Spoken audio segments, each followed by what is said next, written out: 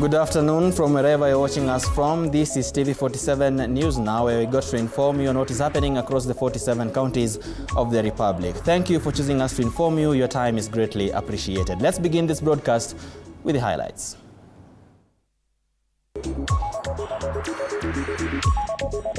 Top on News Now. Tensions remain high in Samburu-Baringo border after a banditry attack left 7 people nursing injuries.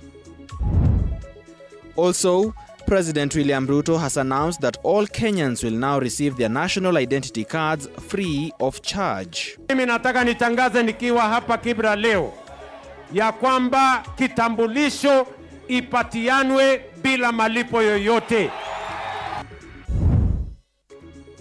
Meanwhile, chaos in Kitale as Saboti Member of Parliament supporters protest ODM's PSC chairperson decision.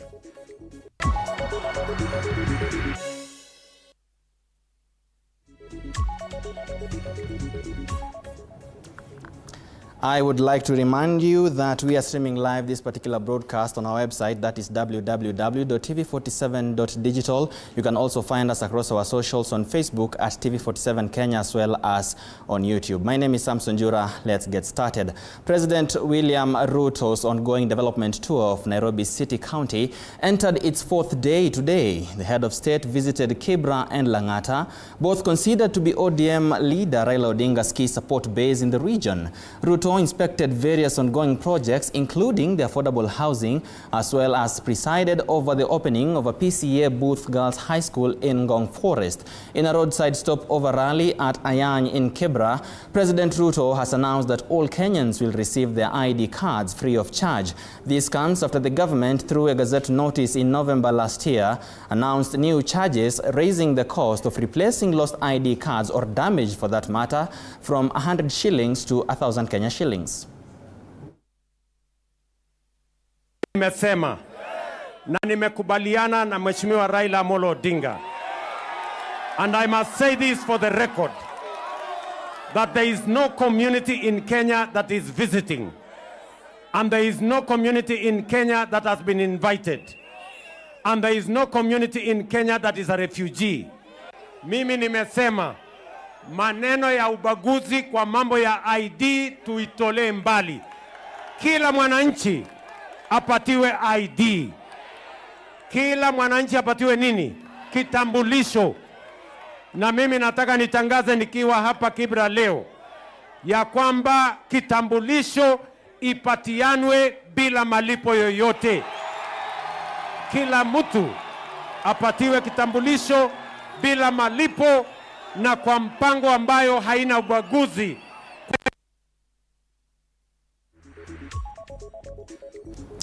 To some sad story, tensions remain high at the Samburu-Baringo border after 7 people were injured following a banditry attack on Wednesday evening in Soit Pous and Lakek Sapuk village at the Samburu-Baringo border. Among the casualties is a 70-year-old woman who was attacked at her homestead by armed bandits who shot her on the leg. The 7 injured were rushed to Maralal Referral Hospital, where they are currently receiving treatment.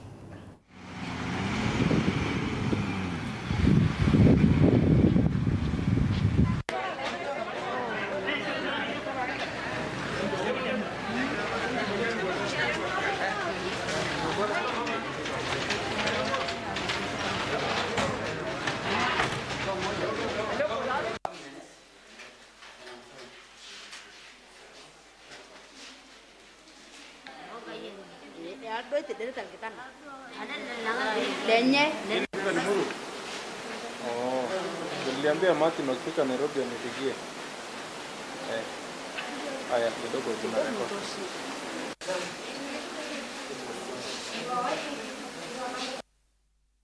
Moving on, Nandi County Governor Stephen Sang was on Thursday interrogated by the Senate Committee on Devolution over concerns regarding low revenue collection in his county.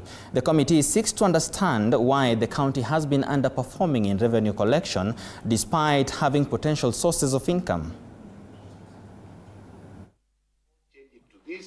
I gave the example, we have so many for every project that we have to undertake, one of the key constraints nowadays is land, availability of land. And when you have a project, you go to a community and they say, we want a health center. And there was no land available for a health center, but they will tell you that there is a public land here that we want it converted into or availed for a health center. What you then have to do is to sit down, and you can only change that land, the use of that land for a health center, once you have a budget. Which means you cannot start the process of starting to change it into a health center or avail it for a health center before you have a budget for it. So the situation here is not that you have a project, that you have allocated resources and Wananchi tell you, no, we don't want this project, we want this. It's actually the other way around, where they have a project in mind, they have approved through public participation for the resources, and the budget is available, the land is available, but then you have to do the land use, the change of land use, so that you are able to avail that. And that contributes to a few of the cases, because but it's one of those cases that can give or can provide a delay or can lead to a delay. On the question of ECDs and VTCs versus what we spend on disbursements, I may not be able to have it offered, Chair. And I would request that if you give us a bit of time, we can provide that detailed, expenditure. However, I get what Senator Muma is saying, and we agree with you. We were in Naivasha with you the last time when we had all this discussion. Currently, we are not able to even disburse bursaries because of the court case and the directive by controller of budget. We would happily be guided by yourself, by this committee. You are politicians, and you also know that the budgeting process is not just, a preserve of the county executive and the governor. You go to the public, there is huge, overwhelming push for allocating resources for bursaries and scholarships in secondary schools, in universities. I agree as a lawyer that maybe that is a consideration that needs to be looked into. But Chair, if you can be able to help us, guide us through as Senate, so that we have, because it's a matter that is affecting. Normal business in Kitale town, Trans Nzoia County, was on Thursday disrupted after supporters of Saboti Member of Parliament Caleb Amisi took to the streets to protest ODM's decision to deny him the chairmanship of the Parliamentary Accounts Committee. The position was instead awarded to Butere Member of Parliament Tindi Mwale. Carrying placards and chanting slogans, the protesters expressed their dissatisfaction with what they termed as unfair dismissal of Amisi. They argued that he has been a dedicated leader in strengthening the party's presence in the region. ODM sisi tunaona ni kama wanataka kutuchezea. Na sisi tunaambia leo ODM na tunaambia Raila na wewe na vibaraka zako wale kutoka Nyanza. Is better kama nyinyi mnaona mtaki wa Kenya wengine kwa hii broad based government, is better nyinyi mtoi ODM hapa Trans Nzoia muende nayo. Kwa sababu mbona sisi tunasema mchukue hiyo ODM muende nayo. Leo kijana hapa Trans Nzoia, mheshimiwa wetu anaitwa On Caleb, kijana ndiye amepigania ODM Trans Nzoia. Unadhani kupata mbunge mmoja kwa hii county ni rahisi? Umepata kwa handshake. Mambo ya handshake umepata huko hivyo. Sasa hivi unataka kutupa mbunge wetu kando. Hatuwezi kubali. Hatukubali hiyo. Kijana baba sisi amesimama na wewe. Wakati baba ulikuwa unakuja Trans Nzoia, amesimama na wewe kwa kila kitu. Mpaka alikuwa anatupanga sisi. Tusimame na wewe baba. Baba, hii Trans Nzoia hakuna mtu amesimamisha ODM kama Caleb Amisi. Na bila Caleb Amisi hakuna ODM Trans Nzoia. Na tunataka kusema hivi baba, wakati ulikuwa unagawa mikate, mbona ulisahau Caleb Amisi? Tunataka kukuambia hivi, kumbuka kijana power, maana hata hii Trans Nzoia ODM imesimama kwa sababu ya kijana power. Na kama kuna siku baba utapea Caleb Amisi kitu, hata sisi tutanawa. Kijana power ni kijana ODM. Nenda ameleta ODM hii Trans Nzoia. Baba wewe umetusahau sisi. Umekuwa kwa serikali ya Moi, umekuwa kwa serikali ya Kibaki, umekuwa kwa serikali ya Kasongo, umekuwa kwa serikali ya Uhuru Kenyatta. Na mimi nasema hivi baba, bila Caleb ODM hapa Trans Nzoia hakuna. All right, from Kitale, we come back to the capital city and straight into the corridors of justice, where former Eastleigh's Mega Shop Mall manager Mohamed Osman Abdile has been charged with stealing 296 million Kenya shillings from his employer. Was on Wednesday released on a cash bail of 2 million shillings. He is facing charges of conspiracy to commit a felony contrary to Section 393 of the Penal Code. Mohamed is accused of colluding with others yet to be arrested to defraud the mall's owner Abdi Mohamed Ali of Kenya shillings 296,669,084 shillings. The suspect has been in remand for a month after failure to raise the bail and bond terms set by the Makadara Law Court on February 3rd, 2025. In this review hearing, that would guarantee the accused attendance to court, notwithstanding the sums reflected in the charge sheet. I have also taken into account the fact that the accused has been in remand custody since his arraignment for plea on the 13th of February 2025, which is a month ago to date. In summation and in all consideration thereof, I do grant a review of the accused bail and bond terms as follows. It's a bond of Kenya shillings 5 million with one surety in the same amount, for a cash bail of Kenya shillings 2 million with 2 contact persons. Number 3, in addition, the accused is to deposit his travel documents, that is passport or passports in plural if he holds more than one, with the court before his release, and is to report to the investigating officer at, I believe it is at Ruaraka Police Station, correct? Yes. At Ruaraka Police Station every 7 days upon his release, pending further directions of the court. This particular condition is reviewable after or upon the first mention hereafter for that, which will be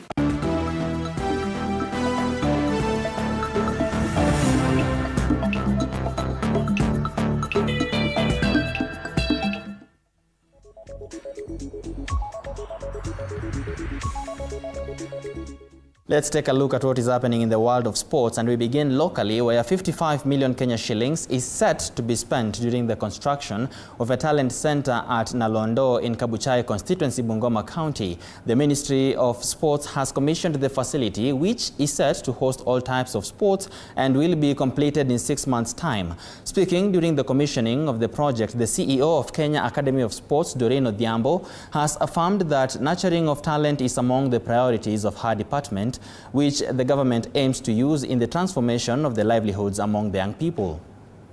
Is going to have not only the football field. Please know that football field also have, in a football field, hockey and rugby can also be played in the same field. We are going to have the 8 lanes running track. Apart from that, we're also going to have volleyball, basketball, netball, beaches. This football academy, netball, hockey and everything. Please, kama mtoto amepatikana hiyo talent, support it. You cannot know the future of that. Yes, you'll have a teacher, you have a lawyer, you have a doctor in the family, but if you identify a talent, and this is the area we're going to advise to identify talent. This is not only going to for Kabuchai constituency. It's going for the whole region. We shall spot talent even in Trans Nzoia. We shall get talent even in Bungoma town, up to the entire of Western region. And now we cross our borders and